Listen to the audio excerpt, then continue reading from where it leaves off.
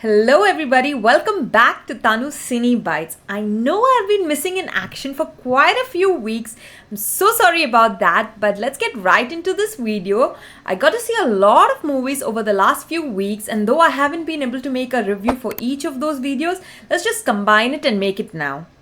So my setup is a little different because I'm on my vacations right now in a beautiful country and just enjoying the nature, enjoying the food and enjoying the culture around me. But I did get to see movies, a lot of them on the OTT platforms, and let's go right into them.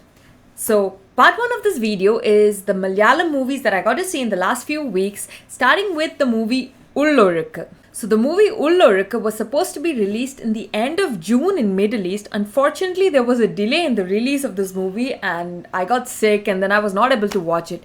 But recently I got to see it on the OTT platform. Ullozhukku actually means undercurrent and it's been written and directed by Christo Tommy. This is a slow build-up to a great drama story with a stellar performances by Urvashi and Parvati. The story is about Leelama, the matriarch of a Syro-Malabar family in Kuttanad, who lives with his ailing son Thomas Kutty, played by Prashant Murali. By the way, this guy looks proper like a Kuttanad guy. How do I know this? Because I have family from there, okay? And his wife is played by Parvati and her character's name is Anju. So what are the lies and secrets that's holding this family together, or is it breaking it down? Follows the premises of the story. What I enjoyed the most is of course the acting. Leelama is such a fleshed out and complex character, and Urvashi handles her with so much delicacy that you kind of feel sympathetic for the character. At the same time, you find her so cunning. Christo Tommy has created such a realistic atmosphere depicting the nature of a Kuttanadan Christian family, their pride in their family history, the denial of their present circumstances, the fact that every family has given a nun or priest to the church, or even the family secrets that keeps these families together. It all felt very real. As a story, it is not a suspense thriller, but a character study of the strong women that live in half denial and half acceptance of their circumstances. Overall, I did enjoy it mainly for the performances, and you can actually watch this movie now on Amazon Prime. Now, the second movie that I got to watch is called Nadanna Sambhavam, directed by Vishnu Narayanan and written by Rajesh Gopinath. This film actually stars Biju Menon as a very peculiar tenant who moves into a villa community in Cochin City along with his family.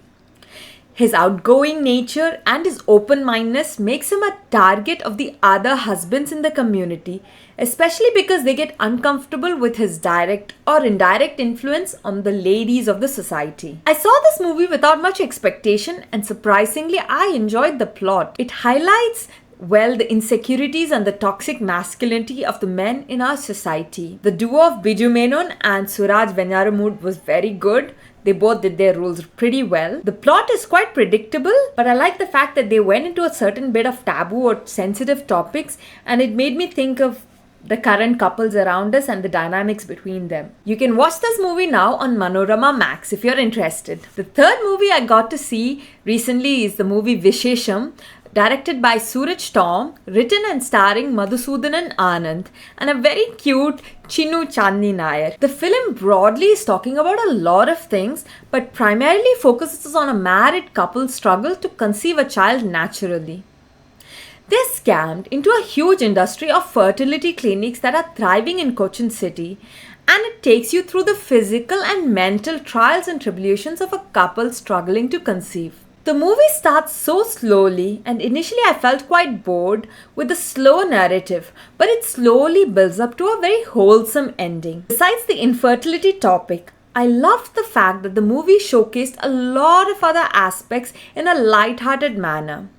For example, I loved that there was no body shaming of any of the individuals in the movie, something unfortunately that's not seen in our society. Women are body shamed a lot when they're not able to conceive naturally, and I love the fact they did not take this route in the movie, even for comedic reasons. Another thing I liked is you get ideas like it's possible to find love even in second marriage, or that you deserve love and happiness, even if you have insecurities with your own shortcomings. Something else I loved in the movie was that living in the present and finding joy in what you do while supporting your partner to chase their dreams forms the healthiest bond in relationships. I think they have showcased this lesson beautifully in the movie. And when you live your life so fully in the present, life can bring you the greatest gifts when you least expect it.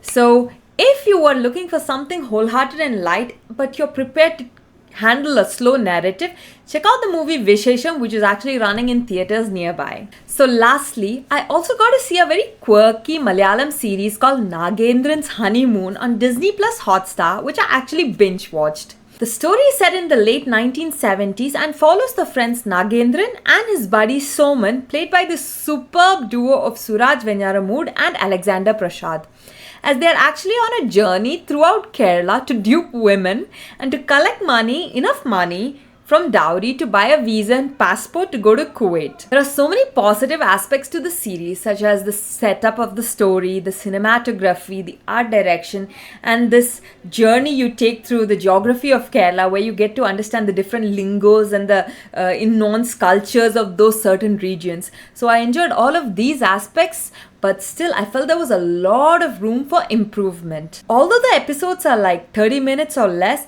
I felt it could have been more engaging and the characters could have been more fleshed out. The episodes I liked the most is the one with Lily Kuti, that's played by Grace Anthony, and the second one was Thangam, played by Kani Kusardi. And the reason why these two are the highlights is because of the stellar performance by the two actresses. It is a credit to their craft on how memorable these two characters become in the series. Other than this, I do want to give kudos to Suraj because although his character is not very lovable and he's not outright funny like a clown, he is able to make scenes so comedic from his subtle face expressions. So guys, that's it for the 4 Malayalam movies that I saw in the past couple of weeks. I also saw 3 Hindi movies and I saw 3 English movies.